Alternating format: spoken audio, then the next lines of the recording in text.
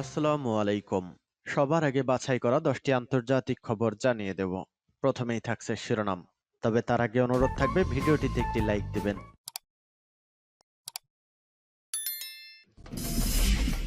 সংবাদের শুরুতেই জানিয়ে দিব আজকের রাশিয়া ইউক্রেন যুদ্ধের আপডেট সংবাদ সবার আগে।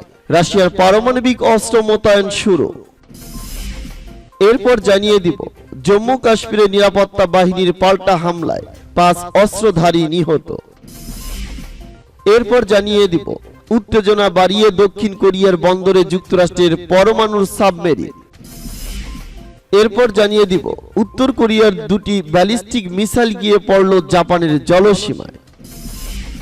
এবং জানিয়ে দিব সর্বশেষ শিরোনাম, ইউক্রেন যুদ্ধে মধ্যস্থতার চেষ্টায় এবার আফ্রিকা। এতক্ষণ শুনছিলেন সংবাদ শিরোনাম, এখন শুনবেন সংবাদের বিস্তারিত। তো বন্ধুদের মাঝে রিকোয়েস্ট রইল এই ভিডিওতে একটা লাইক দিবেন, আর ভালো লাগলে অবশ্যই বন্ধুদের মাঝে শেয়ার করে দিবেন। রাশিয়ার পারমাণবিক অস্ত্র মোতায়েন শুরু। ইউক্রেন ও রাশিয়ার মধ্যে পাল্টাপাল্টি হামলা যখন তুঙ্গে, তখন বেলারুশে কৌশলগত পারমাণবিক অস্ত্র মোতায়েন করতে যাচ্ছে রাশিয়া।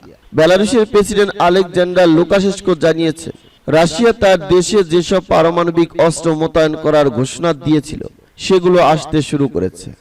সোভিয়েত ইউনিয়নের পতনের পর এমন অস্ত্র মোতায়েনের রেকর্ড নেই। ওই সময়ে সোভিয়েত জুড়ে এসব অস্ত্র মোতায়েন ছিল। ধারণা করা হচ্ছে এসব স্বল্প পাল্লার ক্ষেপণাস্ত্র ইউক্রেন যুদ্ধে ব্যবহার করা হতে পারে। বেলারুশে শিগগিরই কৌশলগত পারমাণবিক অস্ত্র মোতায়েন করা হবে, তা গত শুক্রবারে ইঙ্গিত দিয়েছিলেন রুশ প্রেসিডেন্ট ভ্লাদিমির পুতিন। ওই দিন তিনি বলেছেন, বেলারুশে এসব অস্ত্র রাখার জন্য অবকাঠামো নির্মাণ কাজ চলছে। এসব কাজ শেষ হওয়ার পরই সেখানে অস্ত্র মোতায়েন করা হবে। এ প্রসঙ্গে তিনি আরো বলেন, সোভিয়েত আমলে এসব অস্ত্র রাখার অনেক অবকাঠামো বেলারুশে ছিল। এর মধ্যে 5-6টি ঠিকঠাক করে নেওয়া হয়েছে। বেলারুশে পারমাণবিক অস্ত্র মোতায়েনের ঘোষণা পুতিন দিয়েছিল গত মার্চে। সেই সময় মস্কো বলেছিল, যুক্তরাষ্ট্র এমন অস্ত্র গত কয়েক দশক ধরে ইউরোপে মোতায়েন করে রেখেছে। যদিও রাশিয়ার এমন সিদ্ধান্তের কড়া সমালোচনা করেছিল যুক্তরাষ্ট্র। রাশিয়ার পক্ষ থেকে সেই সময় বলা হয়েছিল, বেলারুশে যেসব অস্ত্র মোতায়েন করা হবে সেসব অস্ত্র ব্যবহারের কোনো ইচ্ছা তাদের নেই। এছাড়া এসব অস্ত্র রাশিয়ার নিয়ন্ত্রণে থাকার কথা ছিল। কিন্তু এখন ভিন্ন কথা বলছে বেলারুশ।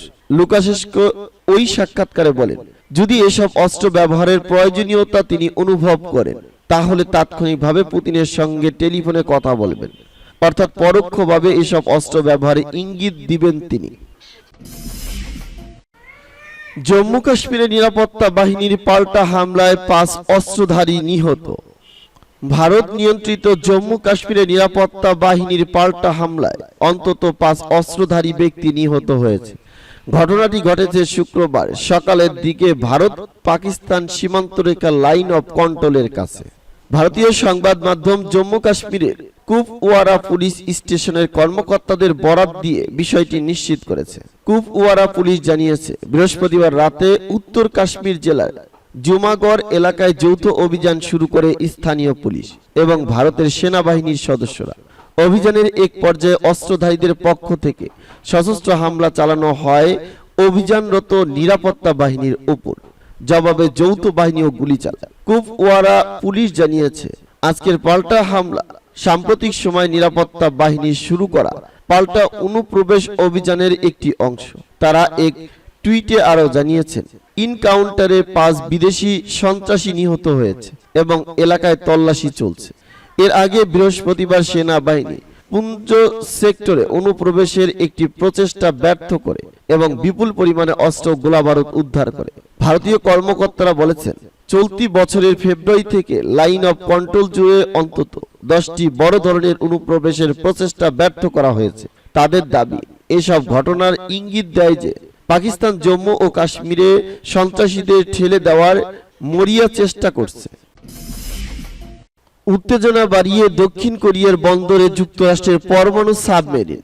পিয়ংইয়াং এর ক্রমবর্ধমান হুমকি মোকাবেলার অঙ্গীকার হিসেবে মার্কিন নৌবাহিনীর একটি পারমাণবিক শক্তিচালিত সাবমেরিন শুক্রবার দক্ষিণ কোরিয়ার বন্দর শহর বুসানে এসেছে। সিউলের সামরিক বাহিনী এর কথা জানিয়েছে। দুই কোরিয়ার মধ্যে সম্পর্ক তাদের সর্বনিম্ন পর্যায়ে পাশাপাশি কূটনীতি স্থবির হয়ে পড়েছে এবং উত্তর কোরিয়ার নেতা কিম জং উন তার দেশকে একটি অপরিবর্তনশীল পারমাণবিক রাষ্ট্র এবং কৌশলগত পরমাণু অস্ত্র সহ পারমাণবিক শক্তি বৃদ্ধির ঘোষণা দিয়েছে। জবাবে সিউল ও ওয়াশিংটন প্রতিশ্রুতি দিয়েছে তাদের মিত্রদের বিরুদ্ধে পিয়ংইয়াং যদি কখনো তার কৌশলগত পরমাণু অস্ত্র ব্যবহার করে তাহলে উত্তর কোরিয়া পারমাণবিক অস্ত্রের মুখোমুখি হবে এবং উত্তর কোরিয়ার বর্তমান সরকারের অবসান ঘটবে। ইউএসএস মেশিনগান একটি ওহাইও শ্রেণীর পারমাণবিক চালিত গাইডেড মিসাইল সাবমেরিন 6 বছরের মধ্যে প্রথমবারের মতো শুক্রবার এটি বুসানে পৌঁছেছে। দক্ষিণ কোরিয়ার সামরিক বাহিনী জানিয়েছে এপ্রিলে ওয়াশিংটন সিউলের নেতাদের স্বাক্ষরিত ঘোষণা অনুযায়ী সামরিক সহযোগিতার অংশ হিসাবে এই সাবমেরিন বুসানে এসেছে। ঘোষণায় ওয়াশিংটনের দক্ষিণ কোরিয়ার প্রতিরোধ ক্ষমতা বাড়ানোর প্রতিশ্রুতি এবং কোরিয়াকে পারমাণবিক সহ মার্কিন সক্ষমতা সম্পূর্ণ পরিসরের সমর্থন দেওয়া হয়েছে। উত্তর কোরিয়ার দুটি ব্যালিস্টিক মিসাইল গিয়ে পড়ল জাপানের জলসীমায়।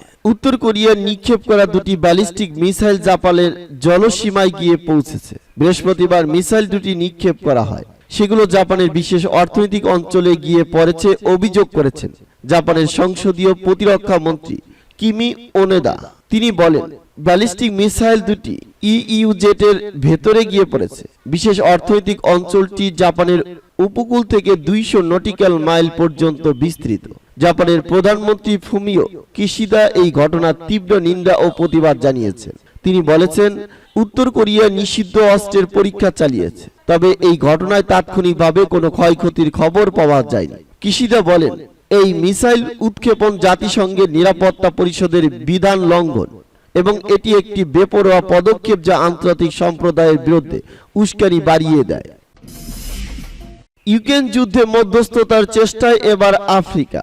ইউক্রেন যুদ্ধে শক্ত প্রভাব পড়া আফ্রিকার দেশগুলো এবার মস্কো কিয়েভের মধ্যস্থতার উদ্যোগ নেওয়ার সিদ্ধান্ত নিয়েছে। আফ্রিকার বিভিন্ন দেশের নেতারা শুক্রবার কিয়েভে ও শনিবার রাশিয়ার সেন্ট পিটারবার্গে সফরে গিয়ে যুদ্ধের মধ্যস্থতা নিয়ে আলোচনা করবেন বলে প্রতিবেদনে জানিয়েছেন রয়টার্স।